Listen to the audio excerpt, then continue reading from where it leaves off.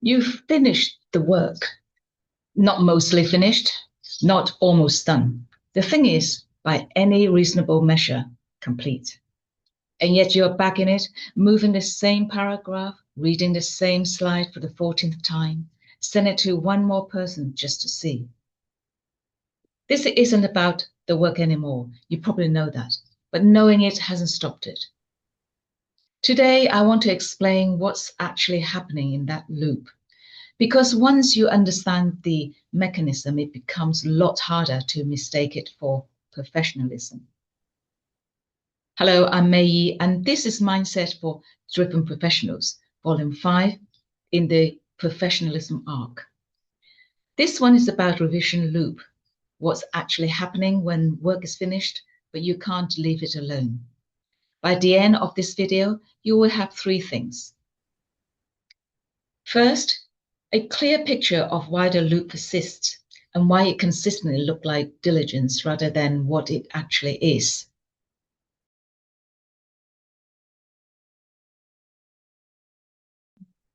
And the third, 3 practical levers that interrupt the loop, including a question you are actually asking yourself when you say, is this ready? Now, in Volume 4 in this series, look at why driven professionals don't start. This is the mirror image. It's about why. Once you've started and largely finished, you can't let it go. Now, let's have a look again as I want you to carry out this video. When you revise beyond the point of actual improvement, you are not improving your work. You're managing your internal state. Those are 2 completely different activities. One has a purpose and one just has the appearance of one. The revision loop works as a strategy because revision is always a legitimate activity. Now, any piece of work genuinely could be improved, which means there's no moments at which continuing to revise becomes obviously unjustifiable. There's always another line, another angle, another pass. And this is exactly what it makes so persistent, because it looks like conscientiousness. It feels like responsibility. And as long as the work is still in draft, it's still protected. There's a quiet equation sitting underneath all of this. If finishing has to mean perfect, then finishing without perfect doesn't count as finishing. It counts as falling short. So the door stays open. Always one more pass away from done, and here's the part worth sitting with. This was never really about the work, the slide, the documents, the email. Those are just where the pattern shows up. The pattern itself is about you, where your standard sits, how you define enough, and what it costs you to let something be seen before it matches the version in your head.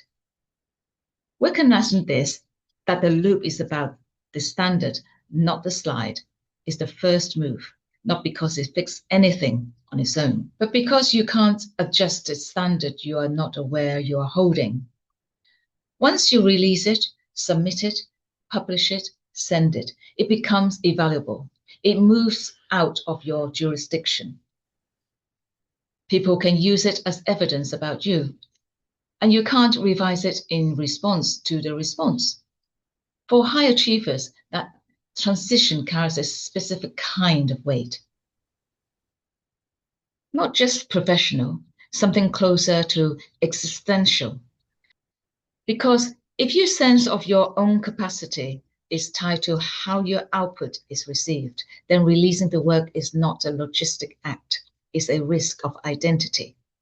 So the loop continues, because in draft, you are still in control. In draft, the work is still becoming and hasn't yet been used as evidence. And there's also a second thing that goes behind this too, this simulation loop. There's a second mechanism layer underneath the exposure problem, and it adds to the first. Before releasing anything, the person running the revision loop has typically already run multiple mental simulations of what happened after it's released. The critical question they can't answer, the things someone will notice, the framing that will look naive in 6 months. Each simulation produces discomfort. Each round of discomfort produces another revision pass. The revision pass produces a temporary sense of having reduced risk. And then this simulation begins again. The work is not driving this cycle. The anticipation of judgment is driving this cycle. The work is just the object being modified. Because it is not unique to revision. It shows up anywhere. A decision hasn't been made yet.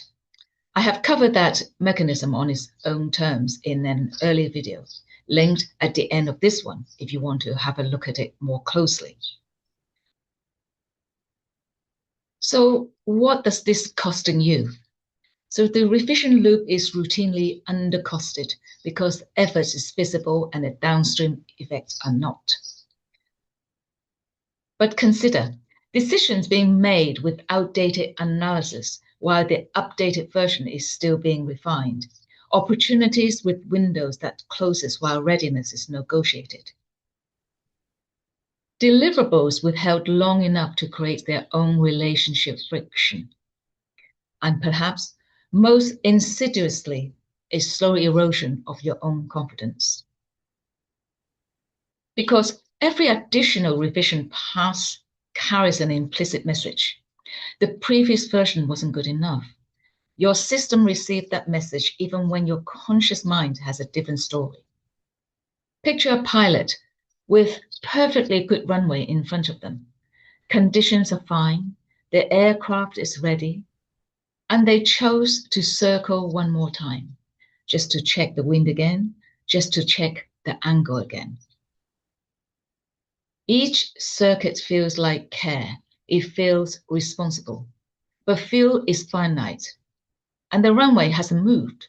At some point, circling stops being caution, it becomes the risk.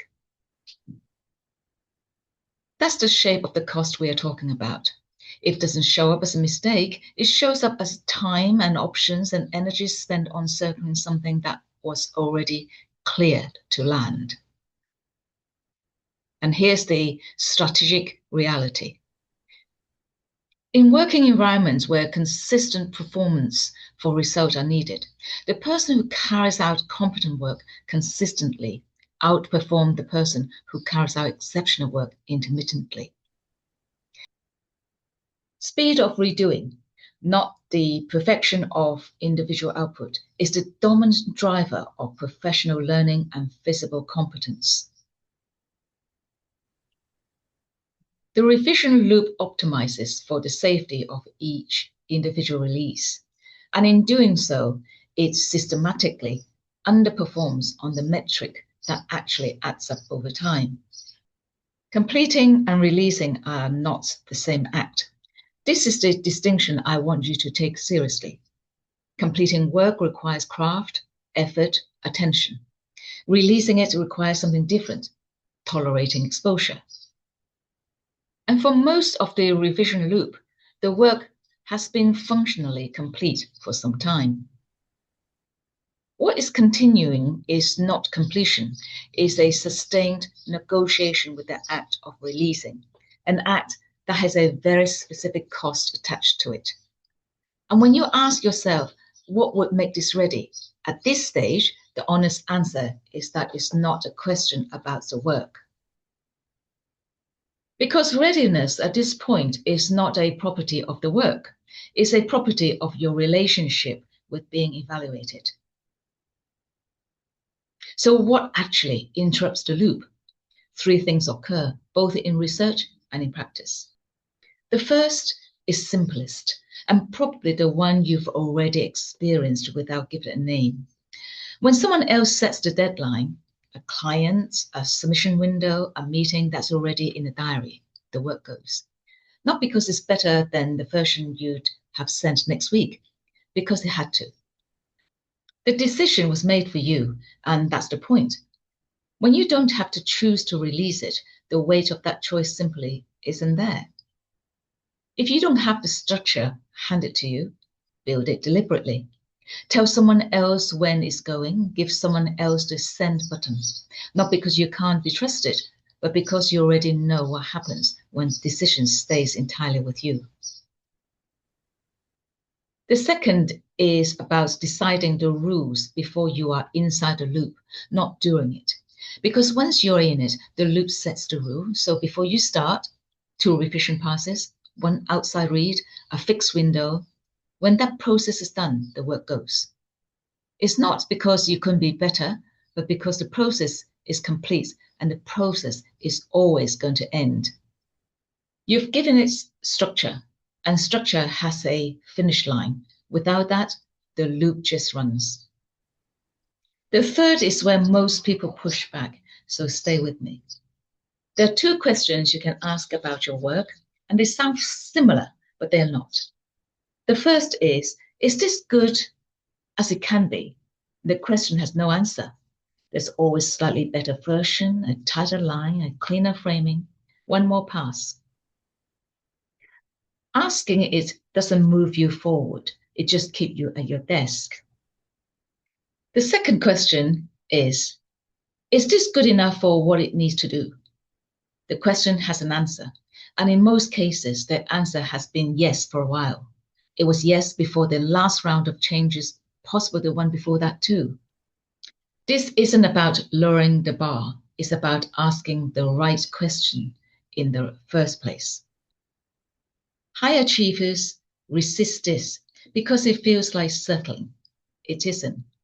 It's just precision applied to yourself for once as rigorously as you apply it to everything else. If you recognize this revision loop in yourself, the useful question isn't how do I become less of a perfectionist? That's not a useful question, and it's not what this is. The more useful question is, what am I protecting? And is the protection still proportionate to the actual risk? In most cases, it isn't. The work is ready. It's been ready.